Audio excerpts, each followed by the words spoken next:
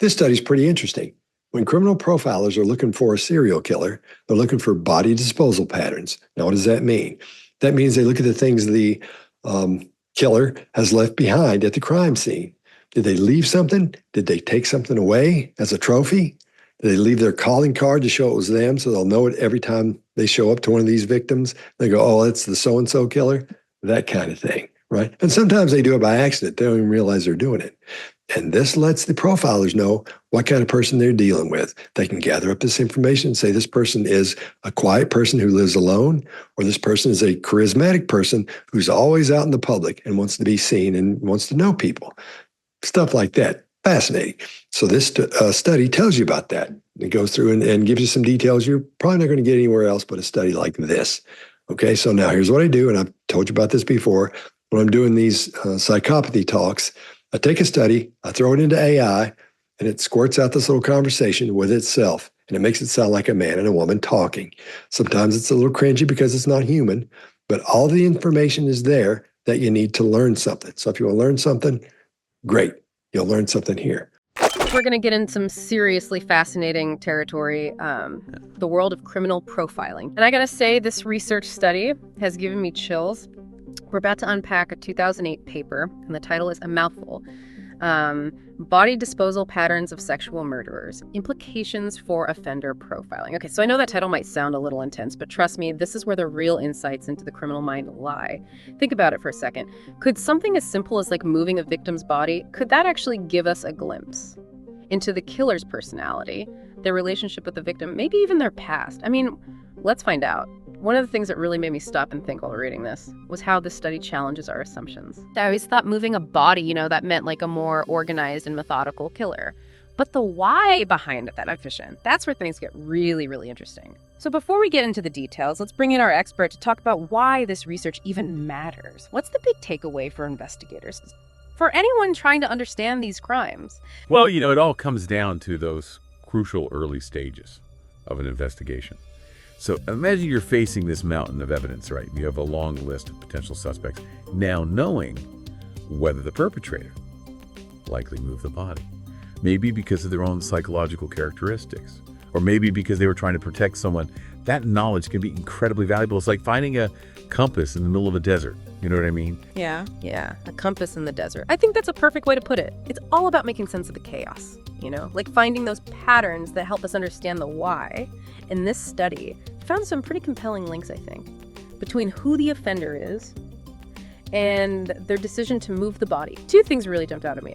First, the study points to this thing. It's called organized psychological characteristics as like a potential factor. Now, before you picture a perfectly organized bookshelf or something, it's a lot more nuanced than that. It's more about a pattern of behavior, a certain need for control that might extend to the crime itself. And here's the second thing. Get this. Being in a relationship at the time of the murder. Yeah. Was also linked to moving the body. Why do you think that is? It seems counterintuitive, right? You'd think a clear conscience would mean wanting the crime to be discovered like as quickly as possible. It's a fascinating psychological puzzle, isn't it? It really is. What we're seeing here is that like human behavior, even in like these extreme circumstances, it doesn't always follow a straight line.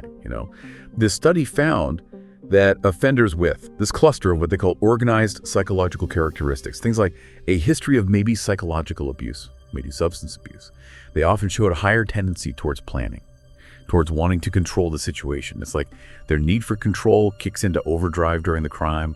Now add a relationship into the mix, and suddenly the motivation shifts. It's no longer just about the victim, sadly. It's about self-preservation, protecting their partner, their life as they know it. Moving the body becomes a way to manage the situation, to maintain that facade of normalcy. Right. It's chilling to think about.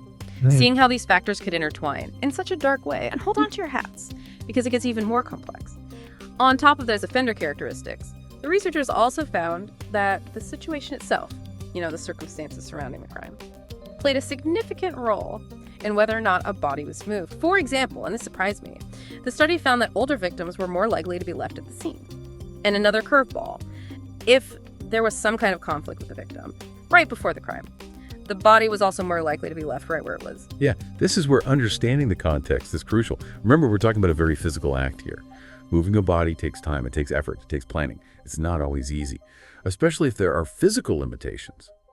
The researchers actually connect this finding to something called routine activity theory, to put it simply. This theory says that criminals consider the characteristics of their victim, age, size, anything that might make them easier or harder to control when making decisions about the crime. So in the case of an older victim, it might be more challenging to move them, which could factor into the offender's decision to leave them at the scene. Makes sense, right? As for the conflict preceding the crime, think about it this way. Imagine like a heated argument. A crime of passion versus a meticulously planned act. That sudden burst of anger might lead to a more impulsive crime, one where there's less thought given to concealing the body afterwards. So it's not as simple as like labeling someone an organized or disorganized offender based on like a checklist or something. The circumstances, the emotions of the moment, the practicality of the situation, they all weave together to influence those like split-second decisions. That can make or break a case. It's like trying to put a puzzle together, you know? Right. But instead of like a static picture, we're trying to understand the chaotic reality of a crime. And the mind behind it, we've got these offender characteristics, right? These situational factors, and they all add up to create this complex tapestry of motives and actions. But here's the million-dollar question, I think.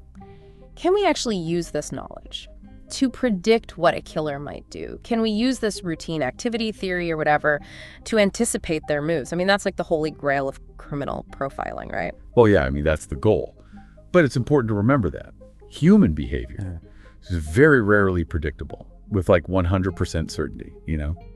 This study gives us like a framework, a lens through which we can start to make sense of those seemingly inexplicable actions. You know, this idea that the crime scene reflects the criminal's inner world. It's called the homology assumption. Basically, it suggests that.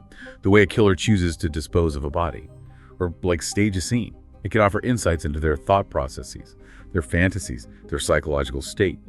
But here's where it gets even more interesting, I think. Remember those situational factors we talked about? Those tell us that even with like Carius, the most organized personality type, external pressures and circumstances can throw a wrench in the works. So it's not enough to just look for a single type. We have to consider the individual, their background, and the unique circumstances of the crime. It's about understanding that messy intersection of personality and context. This has been mind-blowing, to say the least. It's made me realize how much more there is to uncover about this stuff, how much we still don't know about like the dark side of human nature, you know? Absolutely. And that's what makes this field of study so endlessly fascinating and so crucial, I think, to making progress in criminal justice. For anyone listening who's ready to kind of take their true crime obsession to the next level, I urge you to check out the full study. The study was published back in 2008. How do you think the digital age, with all its complexities, might be influencing body disposal patterns today?